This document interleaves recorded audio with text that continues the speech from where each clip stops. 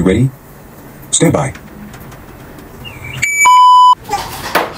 Hi! What's up sa inyo mga kaboom boom? I'm a nurse, EMT by heart, and a GAN enthusiast. So before tayo mag-start sa ating video, please do like, share, and subscribe, and ring nyo na rin po ang bell para mas update kayo sa aking susunod mga videos. So ngayong video na ito ay tayo ay maglilinis ng ating Taurus G3C. So before tayo magsimula, check muna natin ang ating gun for ating safety. So i-rack natin ang slide. Yun, silipin natin kung ito ba ay walang bala. Walang bala, silip. O, silipin nyo guys. Yan, then hammer down. So yun, safe tayo. So unang-una, itabi muna natin ang ating magazine na mayroong mga bala. Then ang gagawin natin, tatanggalin muna natin itong ating flashlight. So ayun, tayo po ay sa pagtanggal, i-unlock nyo lang, and then click. Ayun, itabi muna natin ito, and then simula tayo. So sa pagtanggal ng slide, parehas lang siya sa halos sa mga striker fired na units natin. So ihila nyo lang siya ng konti, tapos itong yung block na yan, isabay nyo lang po na hilahin pababa, ambidextrous. Isa baba, isa sa kabila, and sa dito naman. Then bitawan nyo. Then sa Taurus GC3, kailangan nyo i-press yung trigger. Tapos pag press niya, matatanggal yon. So ito yung upper slide natin, and ito ang frame natin. So tanggalin natin ang ating guide rod and recoil spring. Yun. Sa pagtanggal, simple lang. I-press nyo lang po, then hila yung pataas. And then ang ating barrel naman ang susunod. Sa pagtanggal ng barrel, ang gagawin po natin ay konting push lang natin sa top, then mabawala na yan, then push nyo, then hila palabas. Yun ang ating barrels ng ating Taurus G3C. Then ito yung slide natin. So ayan po ang pagtanggal. So ngayon, ang gagawin natin, lilinisin natin. So mauna tayo sa guide rod, barrel, slide, then sa frame. So sa akin, style ko, tinatrapo ko muna, linisin ko muna para mawala yung kapit ng mga gunpowders kung meron. So ito yung aking first trapo na ginagamit or basahan. Ayan. So lilinisin ko yan, and after that, okay, dito naman tayo sa aking slide. Lilinisin ko rin yung aking slide. Ayan, linis. Simpleng trapo lang. Panalo na trapo. Pangtanggal lang ng upper dumi ng ating slide. Ayun. Ayan. Then, dito naman tayo. Balik ta rin natin para medyo malinis. After that, dito naman tayo sa ating frame. Sa pagtanggal ng frame, sa paglinis naman ng frame ay dahan-dahan lang din. Ayun. Then, after that, ang susunod na gagawin natin ay dito na tayo sa gagamitin natin ang CLP, Clean, Lubricate, and Protect na ating oil. Ayan, Lucas Oil, CLP. So, babarin muna natin ng oil. So, simple lang, ilang patak lang. Then, dito sa loob ng barrel para mag-loosen yung yung dumi dito sa labas. Sa loob ng barrel. Then, dito naman ay pinapatakan ko konti lang, isang patak. Then after that, okay na, itabi muna natin to. So ayun, so mauna tayo sa aking guide rod. Yan. So madali lang din, simpleng ayan, patakin natin ng CLP ang ating toothbrush. Itong toothbrush ang ginamit ko kasi hindi siya masyadong matigas, hindi rin siya malambot, sakto lang siya. So ilang patak din, yan ang gamitin natin sa paglinis ng slide. Ayan. Dito tayo sa slide, upper slide, railings niya, ayan. Di naman siya gaano kadumi. And then, dyan, sa gilid din, sa kabila. So, linis. Alam ko iba-iba yung style natin, pero ganito yung style ko. Okay naman siya. Kahit papano. Basta, ang purpose ay malinisan lang natin ng maayos. So, ayun. Dito naman. Dito banda.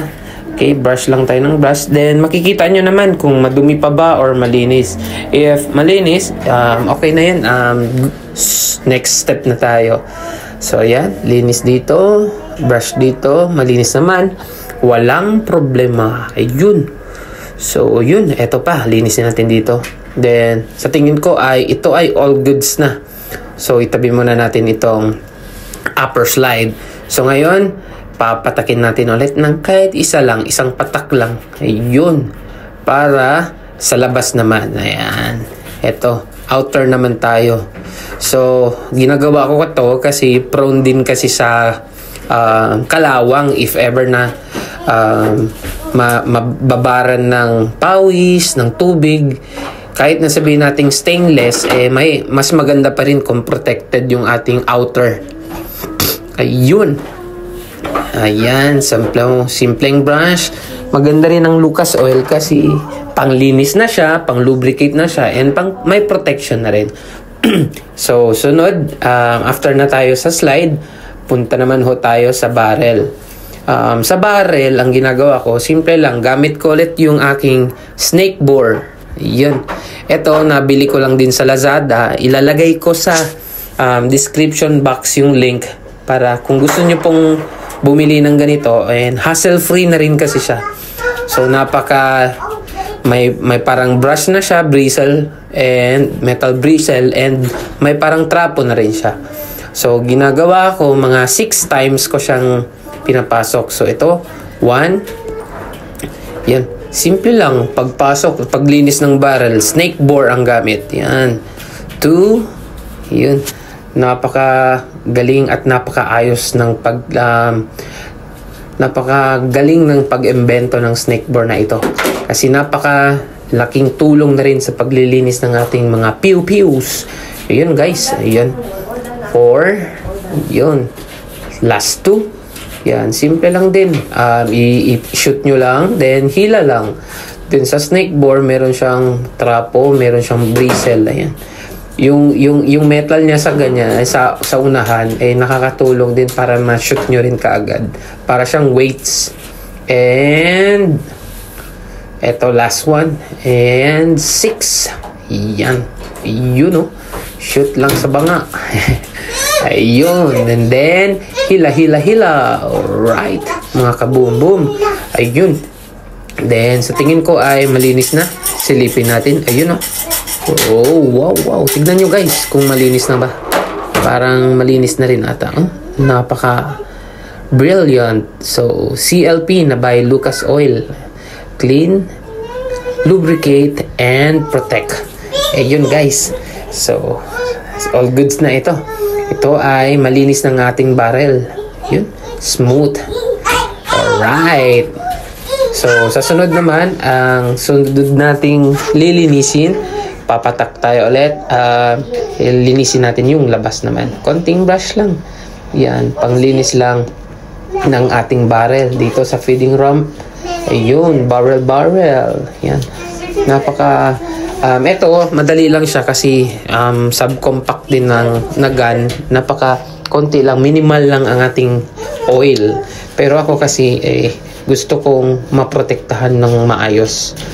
Saya, generous ako maglagay ng oil. So, ito naman ang ating guide rod. Yun, simpleng brush lang din. Hindi naman ito masyadong nadudumihan. Pero gusto ko, malinis pa rin siya. So, ayun. So, ngayon, itabi muna natin ang ating brush. After nating itabi, ay kukunin na natin ang ating frame. So, dito naman sa frame, ganun din ang paglinis ko guys. Isang patak lang din sa ating toothbrush. And, lilinisin lang yung ating loob. From here, sa front, and papuntang rear. Yun guys. Napaka-smooth lang din. Ayan. So, makikita nyo rin naman kung madumi and kung kailangan bang linisin pa ulit. Ayan. Kayo guys, kung meron kayong paraan ng paglinis ng inyong mga baril, ang Taurus G3C, lalo na sa Taurus G3C, ay pwede nyo pong i-share or mag-comment kayo sa baba kung paano kayo maglinis, or kung meron kayong mga nakita na parang advice para sa akin guys, kung paano mas maging maayos, paano mas maging madali ang paglinis ng aking Taurus G3C. Ay, ito parang Taurus G3C ay hindi sa akin. Ito ay baril ng aking asawa. Yun. So, dito rin, linisin na rin natin. Ayan. So, papatakan ko ulit ng CLP. And kasi gusto ko rin, hindi lang sa loob, gusto ko rin malinis ang labas ng ating PO-PO para maalagaan din siya kahit paano. Ayan. Hindi naman siya gaano kadumi. Ayan. Gusto ko lang din malinis. Ayan. Baka kasi may mga alikabok, at least nababrush off, natatanggal natin. Ayan. Lalo na dito kasi may mga parang rough side siya. So, maganda rin kung malinisan ng brush. So, ayun. Okay. So, after that, itabi na natin ang ating toothbrush. Kayo guys, ano po pa ang mga gamit nyo sa panglinis? Pwede nyo po i-comment kung ano-ano yung gamit nyo. So, ito naman ang second na basahan or trapo natin. So, ito yung ginagamit ko panlinis after na ng paglagay ng CLP. Kasi, ginagawa ko ito para kasi baka may mga dumi pa yung pag-brush natin kanina. At least matanggal natin. Ayun. Tatanggalin natin, lilinisin natin kasi hindi naman ho tayo patapos. Kasi aside sa CLP, meron pa akong nilalagay na ibang oil naman. Ayan. So, ito, sa frame, linisin natin. Lilinisin natin. Linis lang. And, dito rin sa magazine mount. Ayan, linisin na rin natin. So, naputol na nga. Hindi na masyadong nakikita. Ayun. Then, after that, okay na tayo sa... Ngayon, maglu-lubricate tayo. So, ayun. Although may lubricating factor na rin ang CLP natin, kaso mas gusto ko lagyan rin ng oil. Ito ay Lucas oil din. So, bagong-bago. So, lagay ako dito sa railing niya. Okay naman ang goods na rin ang isang patak. Pero, sabi ko nga, gusto ko maging generous sa paglagay. Para hindi rin siya madaling masira, no? So, ayun. Maglalagay ako ng ilang patak sa railings. Then, dito rin, maglalagay ako sa may barrel. And, yun. Dito na rin. Ayan. Basta importante is yung sa may railing na. Para if mag-slide yung...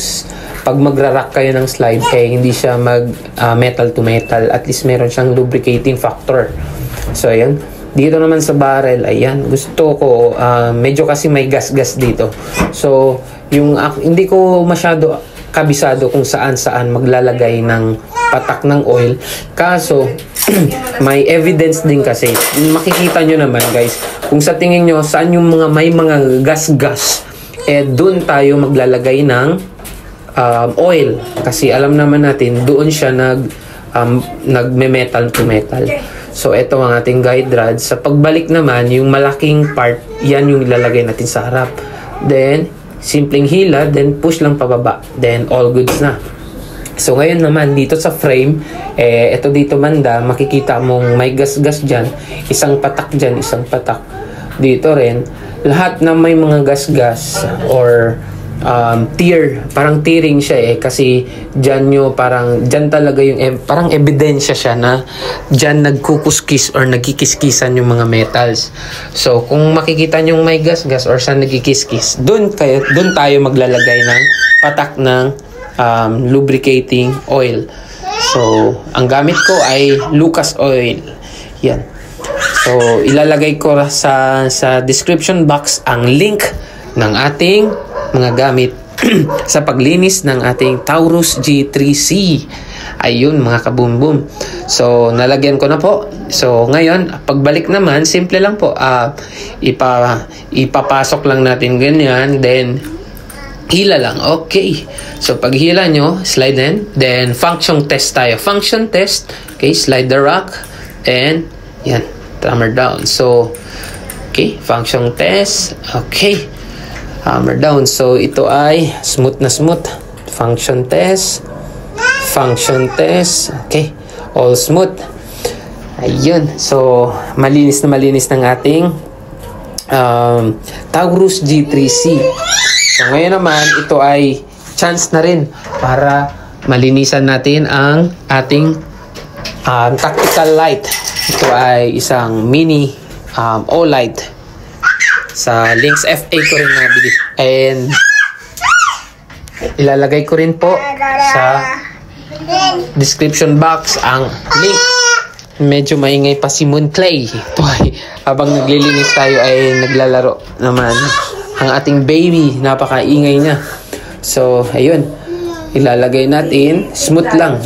Pasok nyo lang yung parang railing niya. Then, pasok pa loob. Then, lock. Ayun. So, yun. Function test ng ating light. Smooth na smooth. So, lock natin. And, function test. Hammer down. So, sa Taurus G3C, Baba Boom style ng ating paglinis. So, linis na. So, thank you guys. Goodbye. Thank you for watching.